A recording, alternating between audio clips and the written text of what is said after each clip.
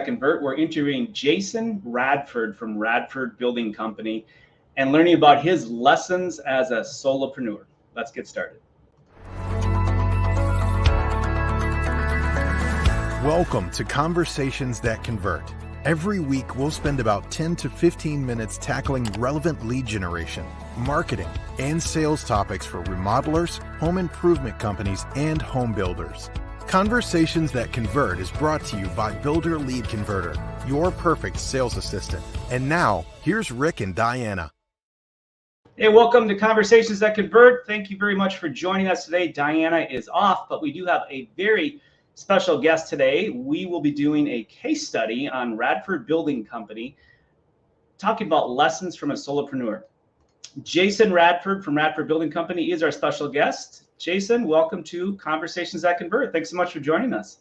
Yeah, hey Rick, it's great to be here. I appreciate you making time to have me on and have a conversation about a little bit about what we're doing and what we've got going on.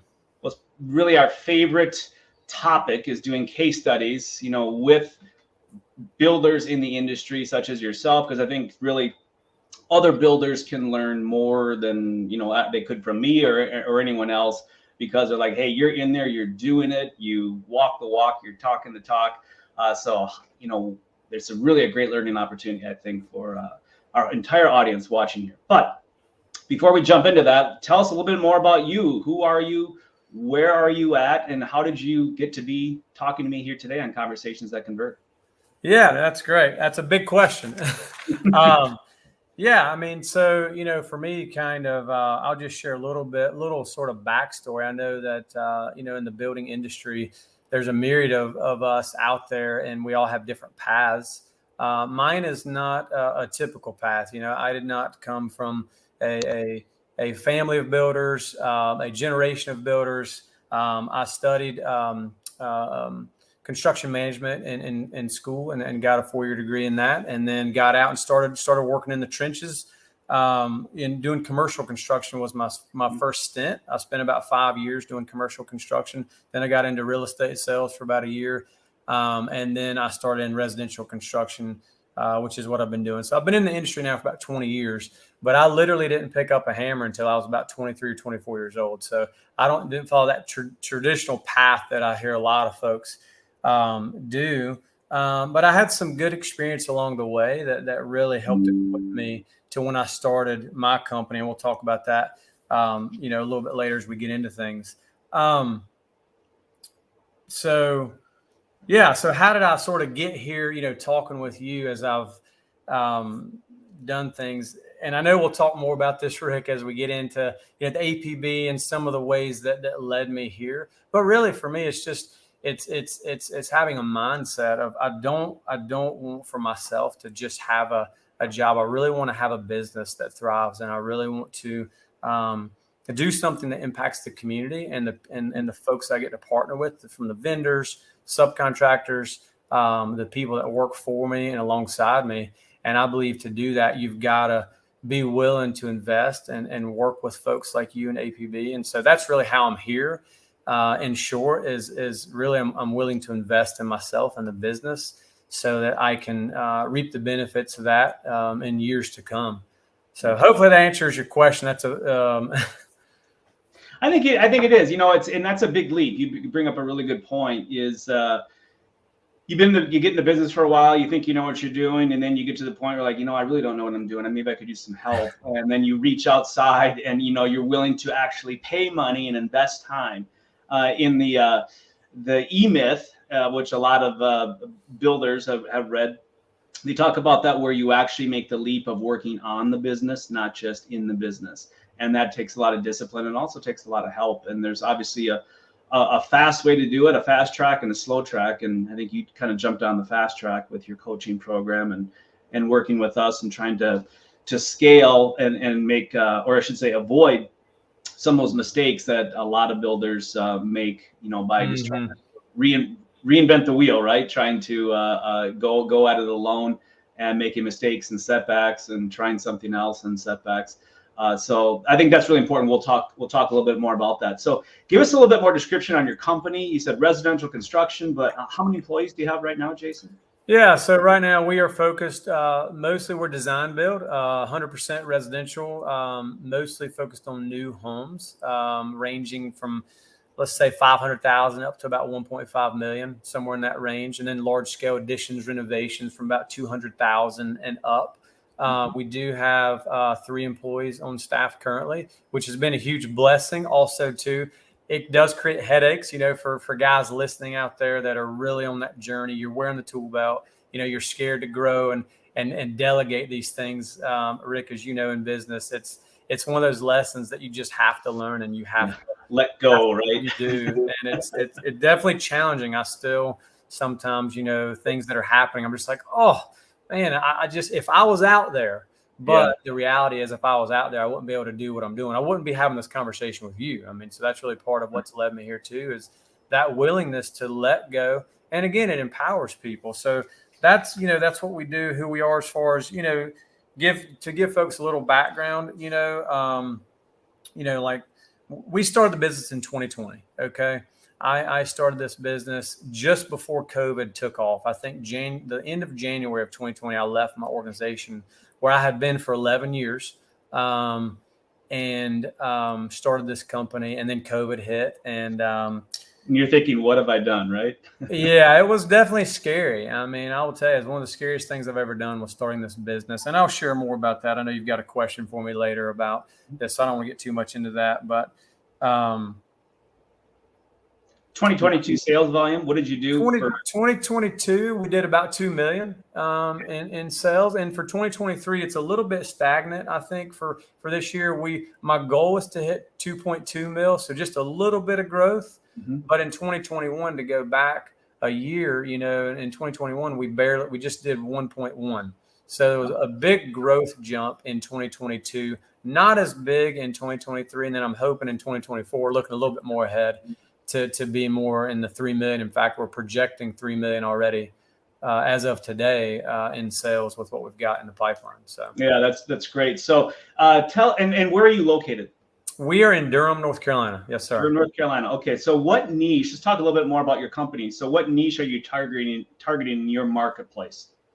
Yeah, I mean, we really finding that our niche, our goal is to be a high-level professional general contracting firm.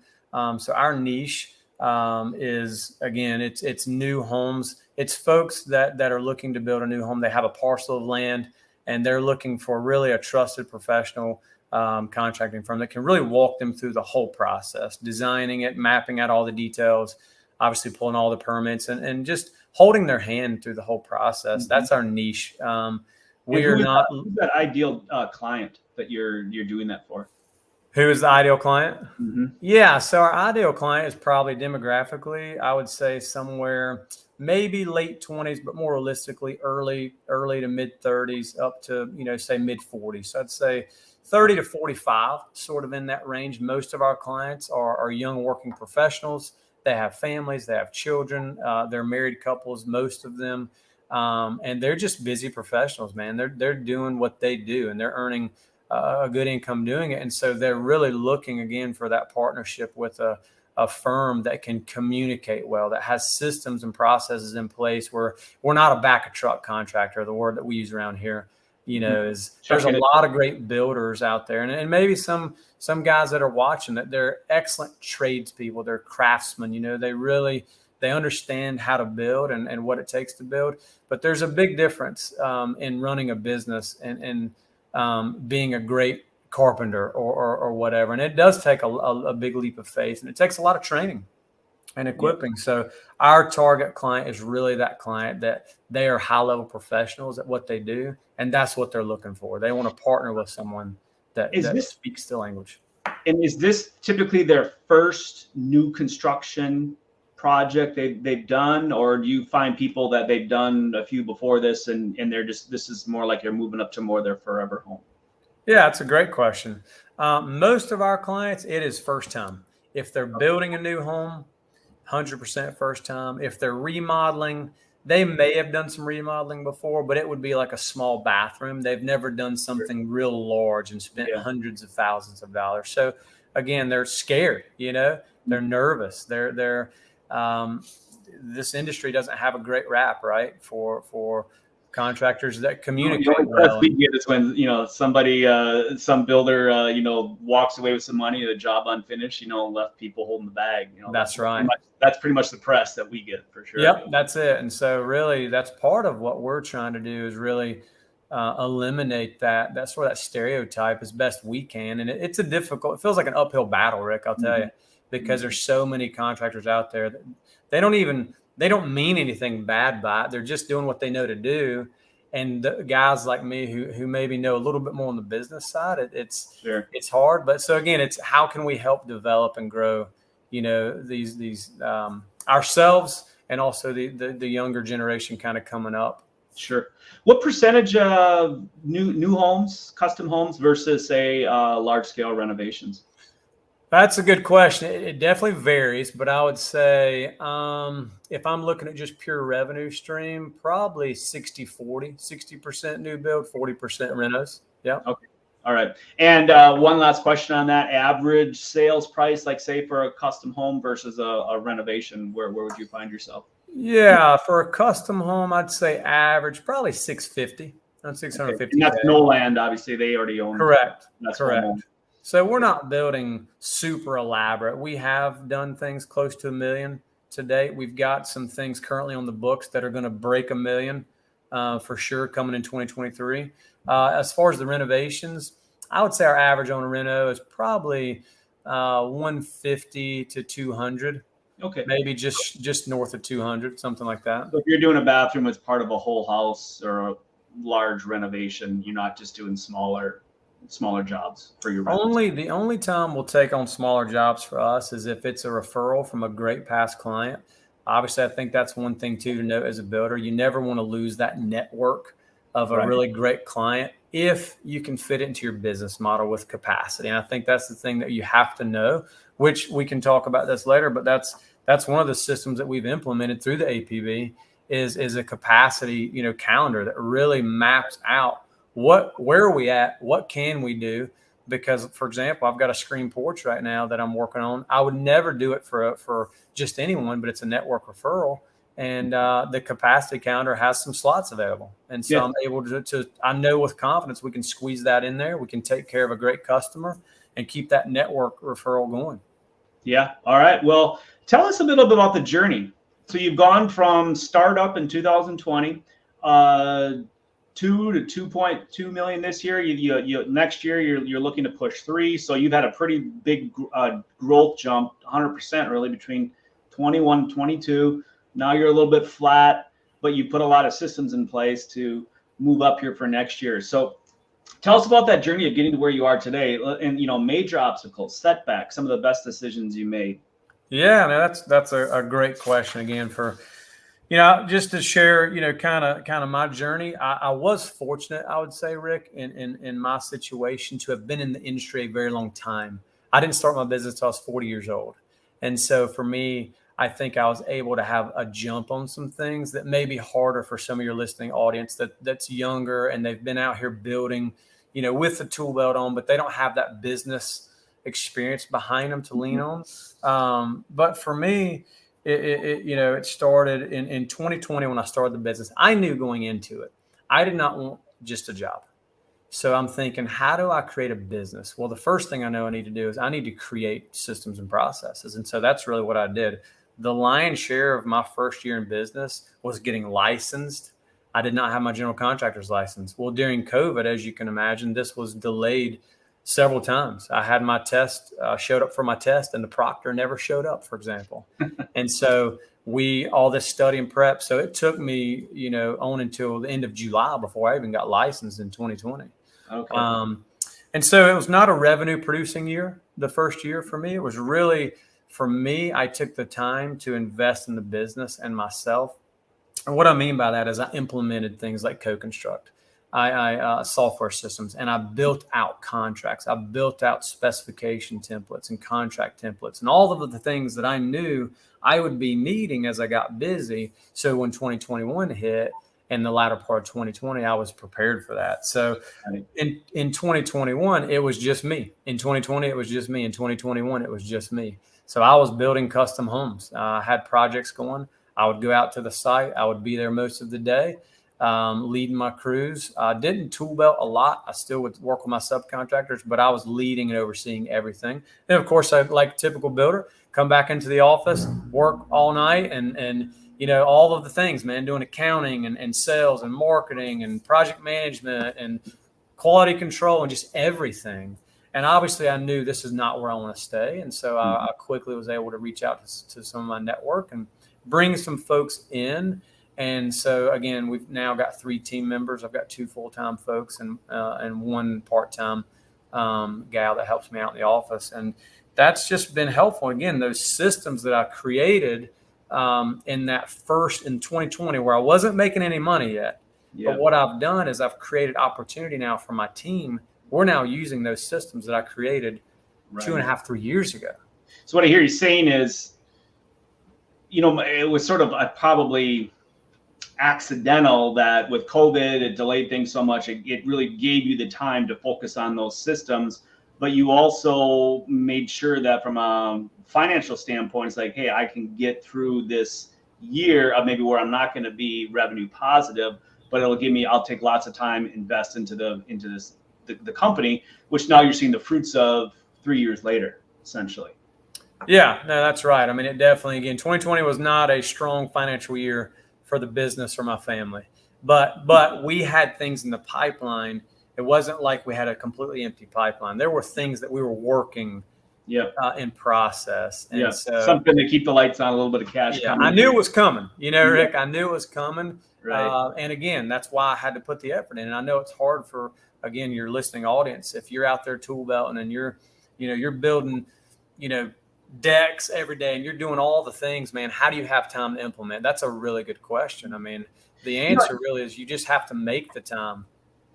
Yes. And that goes back to working on the business, right? Having the discipline to work on the business. And I get a lot of, I always talk to builders, it's sort of like your size. And they talk to me and say, hey, Rick, I'm thinking about hiring a salesperson. And, my response was this, well, do you have a defined sales process that you can measure, right down to each part of the sales process? Because if the answer is no, you are actually, you're lighting a stick of dynamite by bringing somebody in, because there's no parameters, right? And so you can't manage something that you can't measure.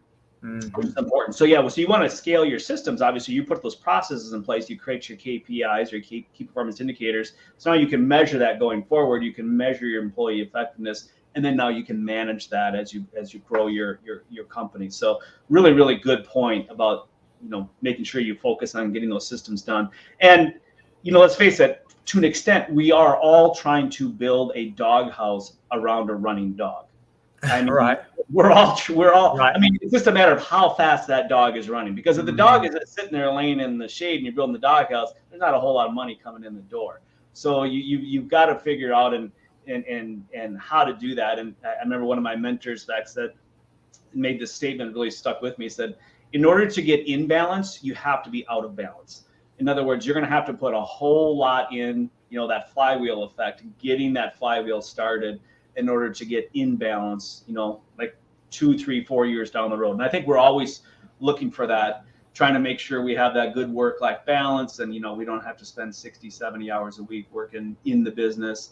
We have the ability to step away from the business. It can still operate without us, where we're not a key to making it go on a daily basis. Mm-hmm. That's right. More about that. You're a member of the Association of Professional Builders. You're doing coaching with them, which maybe you could explain a little bit more about how that works with APB. But more specifically, I'm curious is how has that changed the way you operate? Yeah, no, that is, again, a great question. Let me tell you. So the APB has been a real blessing to find. I was fortunate enough to just be one of these guys that somehow, whether it was through LinkedIn or I'm not sure how, their different marketing ploys that they use kind of got to me, and their sort of how-to videos. And I was quick to talk with them. And again, because I just have a philosophy, and again, this is my, to guys out there listening, man, you can't be scared to invest. I know, here's what I know, Rick. I know there's a lot more I don't know than I do know. And the only way for me to get better is to have help. Mm-hmm. If I stick to just what I know, I'm going to stay pretty stagnant. Yes. And so I was quick to adopt the APB. They have been instrumental.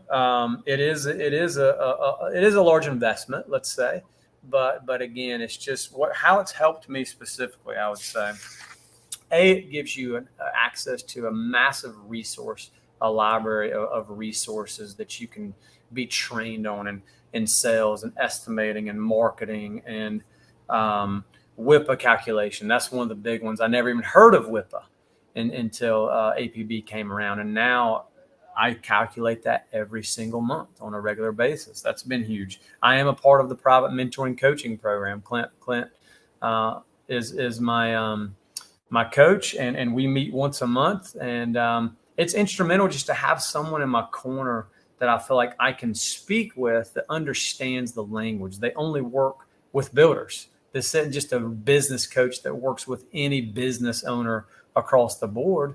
And also, too, they work with builders across the world. So they have an access to a plethora of different experiences that helps. When I speak to my coach and do their training programs, Rick, it gives me much confidence to know, hey, this is what other guys are doing out there. If they can do it, why can't I? Exactly. But if without that context, I'm left alone on an island, hoping and praying but really unsure of what the market's doing, not only locally or nationally, but even globally. And I think that that's important to have that awareness. And so that's really what they do, is they bring awareness.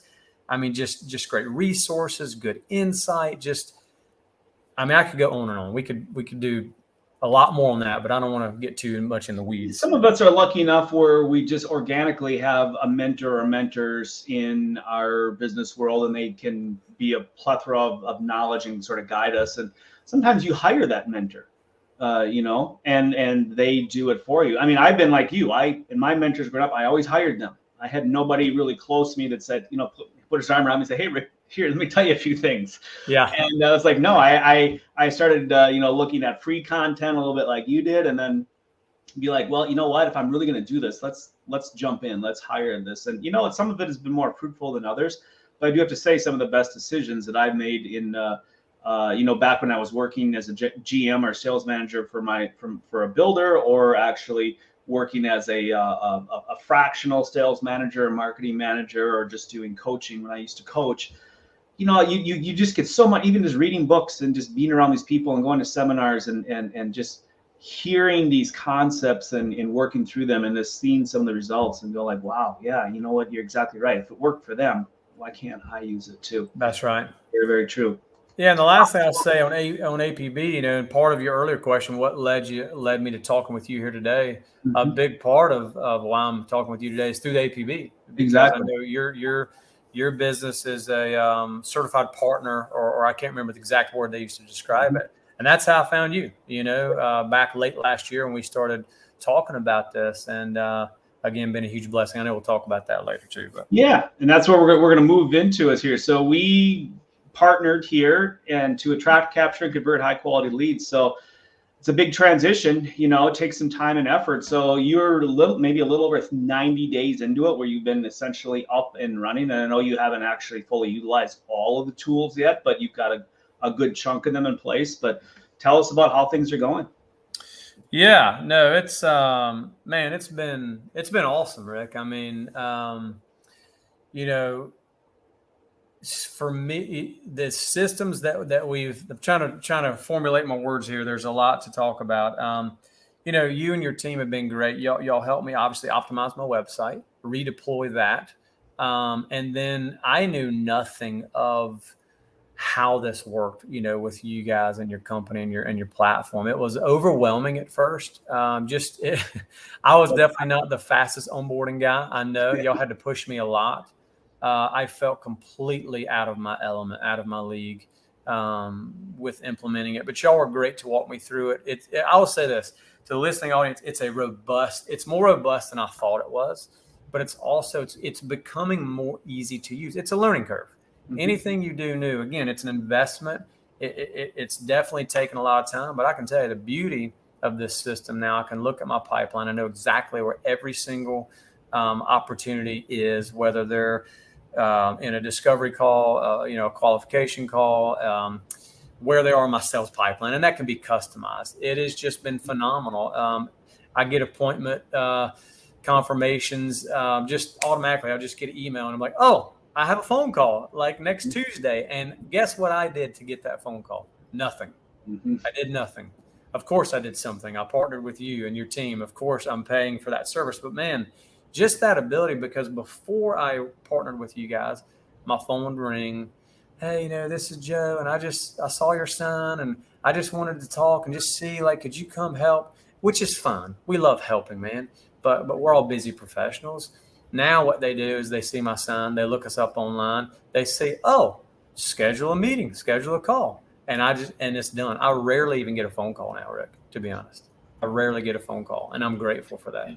Yeah. Furthermore, one thing I'll say about y'all's system that I didn't understand or know that I really appreciate is the ability, and I've seen the power of texting. I am not a millennial, and so I know there's a lot of millennials listening, no offense, guys, but I didn't grow up with a cell phone in my hand, as a teenager and texting all the time. And so for me, texting has always felt unprofessional to me. And I feel like email is a lot more professional. But what I'm learning, and Rick, you've helped me with this some, and then just using it, people respond to texting where they will never respond to an email. And one thing I love about y'all's system is it allows me in one place to text and email in the same platform and not have to go bouncing back and forth to figure out what is happening. And I just think that is phenomenal. And texting on a keyboard is a whole lot easier than texting. I agree. Yes, I love that too. I'll text as much as I can from a keyboard. I'm literally all thumbs when I try to do it. Yeah. But yeah, good point. And I think, to add on to your point a little bit there, when we get that lead, we just do not know how they prefer to communicate. So let's just try all three. Let's text, let's email, let's call. They'll let you know how they prefer. And yeah, the vast majority of people do prefer to text. And the great thing for you or any other builder is that, texting is about 100% open rate within an hour of when you send it. Email, open rate, maybe 20%, maybe 30%. Otherwise, where is it? Well, I never got the email. Oh, it's in spam, or I didn't like the subject line, or I didn't recognize it was you, and I didn't, I lost it in my inbox. I deleted it by mistake, Yep. That's a challenge with email. So, it used to be where email was really more the forefront of communication. It's kind of flipped, where now the text is really the forefront, or the reminder, the gentle nudge, if you will, and then the email becomes more secondary, is what we're finding. And of course, there's also messaging, and I know you're not that involved in social media, but Google My Business can be a real profitable area for a builder too. Just to looking up that local home builder or remodeler in such and such an area, and then you got a Google My Business profile, and they can chat with you now too, or they can call you, and that call comes in, it's recorded. It's just making your life easier, or your salesperson's life easier, because everything's managed in one hub, like you said, versus I've got to use this app for this and my phone here, my computer for this, and it becomes very difficult to be efficient. Yeah, and one thing you just mentioned something there that reminded me. I just found this out about y'all's system actually earlier this week. I had a guy reach out, and I actually was on the road when my time was to call him. Well, I didn't have his number, so I pull up the app, the Builder Lead Converter app, find his contact information, hit call from the app, no big deal. I call him, I talk to him. We have a 20-minute conversation. Get back, I'm taking notes, and I'm like, hey, what's this? A recording of the whole conversation. Yeah, exactly. And I'm like, wow, this is great. So now I'm going to start using that for each phone call so that I can go back and remember if I forgot, what did we talk about? I can go back. And that's, again, just a neat feature I didn't even know existed. So like you said, I've not, for your listening audience, I've barely scratched the surface. And I am only implementing certain parts of what you guys can do. And I'm seeing the power of it already for sure. And I know, like you said, there's a lot more I could grow. So I got a long ways to go still. We all do. Absolutely. So tell us about some of your current business initiatives that you're working on as you scale your company. We're going, getting over 3 million. Yeah, obviously we've talked about some. One of my big business initiatives was partnering, with you guys and getting a lot of this sort of busy work off my plate, chasing leads down, man. Y'all's workflow is doing that for me. So for us, again, it's continuing to optimize our systems so that we can scale and just make sure they're working properly.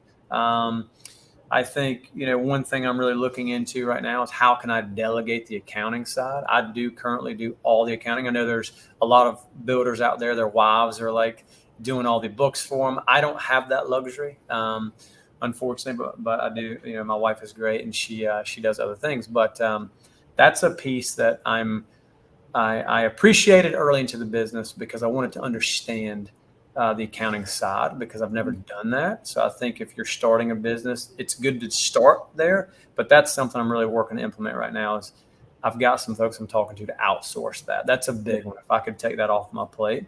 And beyond that, it's really, I think it's just, continuing to pour into my team and optimize my systems so that I have systems that really run the business and I can just train my team on how to use those systems. And there's a lot more we have to do. You mentioned sales. I'm not at a point where I need a salesperson yet, nor do I have a process for that if I was going to bring them on. So I know that there's a lot of work in the business to do to be able to go out there and do the business itself. So I think those are the big things. I'm looking to hire, in the next 12 months, probably 2 to 3 key people to help make that $3 million possible. One of those, I need another project manager. We always need project managers in our business.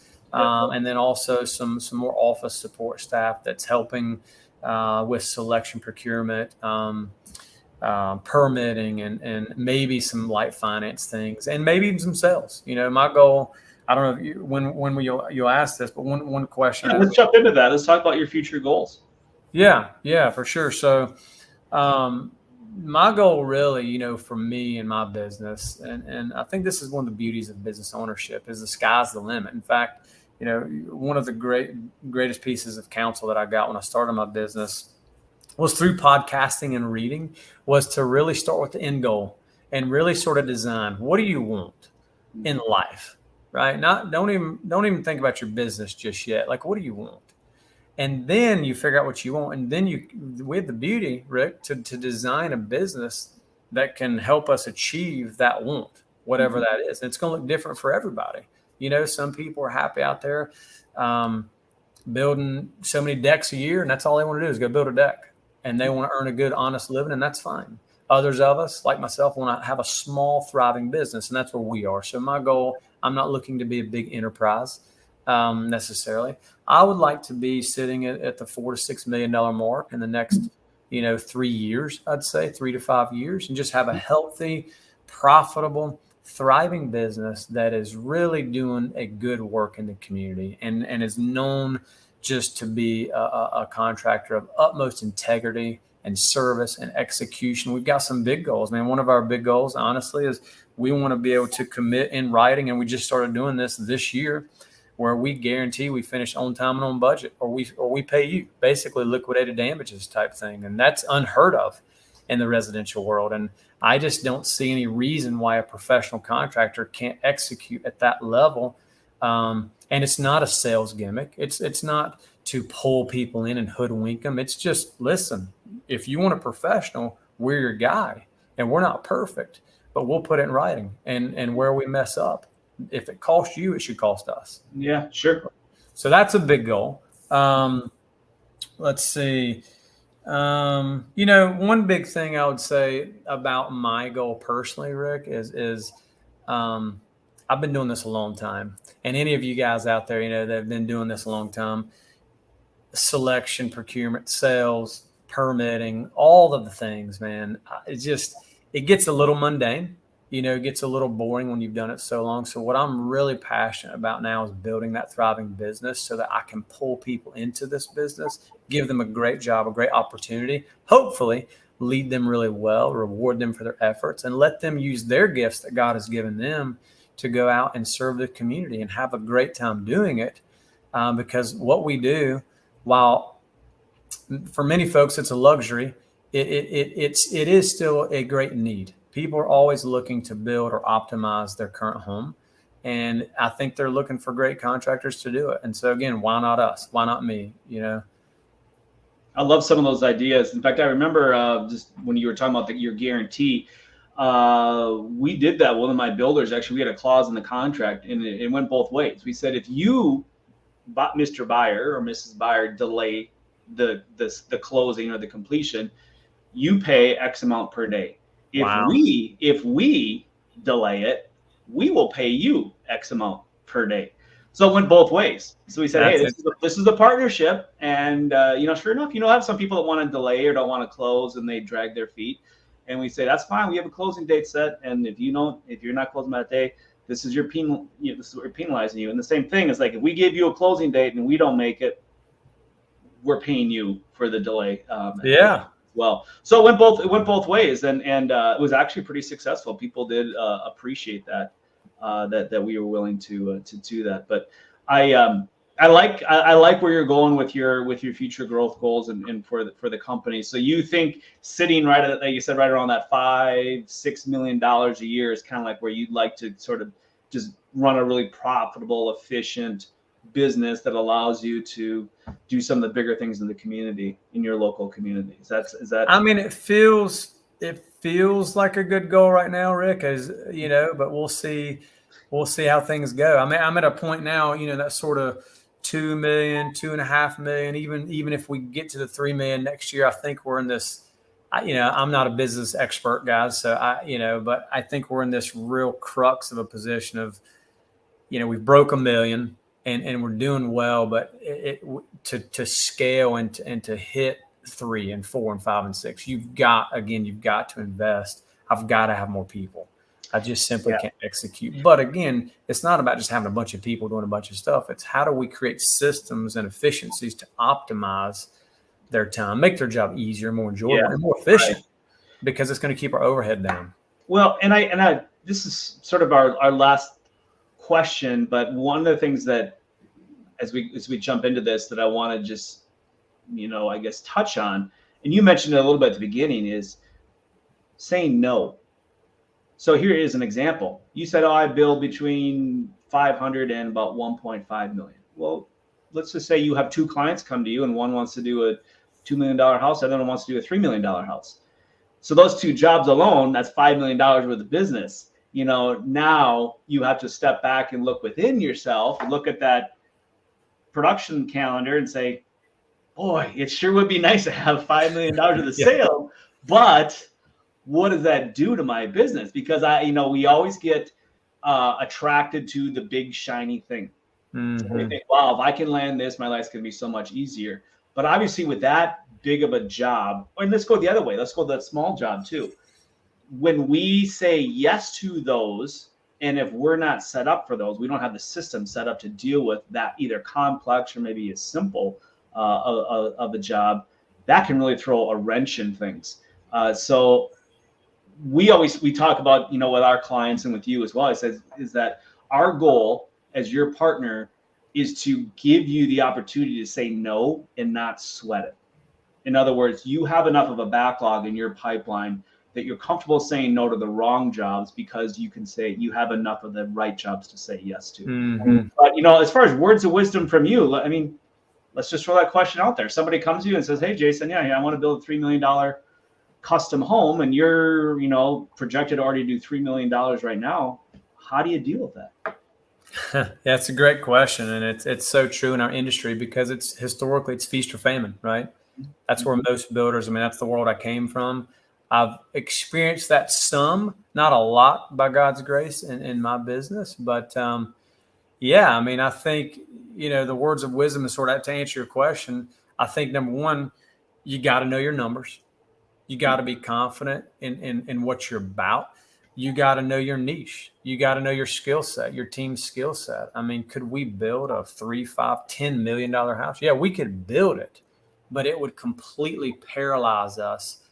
Really, for that a $3 million house is probably going to take, I don't know, I'd guess 18 to 24 months to construct. I've never built one that big. Mm-hmm. And I have to know the only way I could do this is to hire an entire team dedicated to just that one project, or take myself out of the community for about 2 years and just say, sorry, we can't help anybody else because we're only over here helping this one client. And one of my great passions is to help people. So I don't love that. So for me, it would be relatively easy to say no. Plus, it would be a little scary. So that it makes it easy too. But again, I think for me, it's I've been in the business long enough, Rick, that I'm confident in my numbers. I know my niche. I think where it gets harder is when it's not 3 mil. It's like, I don't know, 1.6 or 7. Like, it's not like we have a cutoff. Or geographically is another great example. Like, we have a 30-mile radius we really want to stay in. But if I've got a meeting lined up next Monday, it's 34 miles away. So it's just outside our reach. But you know what? I'm going to go meet and we're going to look at this project case by case. Yeah. And I'm taking my lead project manager with me so that we can put our heads together and say, hey, does this opportunity make sense? Can we help this person? Because really, that's what this business should be about, in my opinion. I think that's one of my words of wisdom. If you're doing this just to make a ton of money, if you're doing it just to get rich, listen, I can't judge the heart. That's not my job. But I think that we're in a position as builders to really provide a great service. And I think it should come from a place of truly wanting to help and serve people and create something for them that they're looking to achieve. And further, words of wisdom, again, I've said this before, don't be scared to invest. I mean, if you don't invest in yourself and your business, I mean, you're likely to just stay exactly where you are, just like you are forever, in your professional career. And if that's okay with you, sure. I know for most of the people in my sphere, we're looking to grow, not for attaboys, not to show. It's just, I don't know. I think it's just how God created us. We're all, to just to challenge ourselves and do something new and exciting. And, but also, like you said, Rick, not chase the shiny thing exciting, but keep ourselves, like Lowe's Hardware's tagline's great, never stop improving. I think they get it right, and I think to never stop improving, you got to surround yourself with businesses like yours that are challenging you to think different, do things different. You got to get in a coaching program like APB. You got to make those investments, and then you got to invest in your team. You got to grow your team. You got to take that leap of faith to pull some people into your organization and equip them, train them and let them do what they do. And they're going to make mistakes. Yeah, for sure. Just like you are. And I think we just got to be gracious with people. We got to hold them accountable, be very honest and direct with people. So I could go on, man, but that's, hope that helps. I heard you say two things that really popped in my mind that really stood out to me.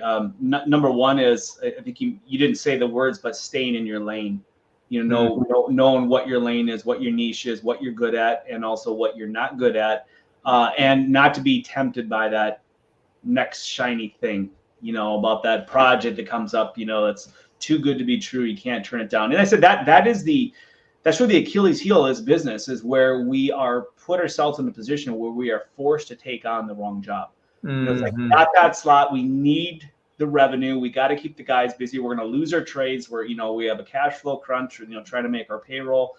So we say, I got to do it. So either we're sacrificing, it's the wrong person, it's the wrong project, it's the wrong place, or it's the wrong price. We're going to sacrifice one or more of those things when we take on the wrong job.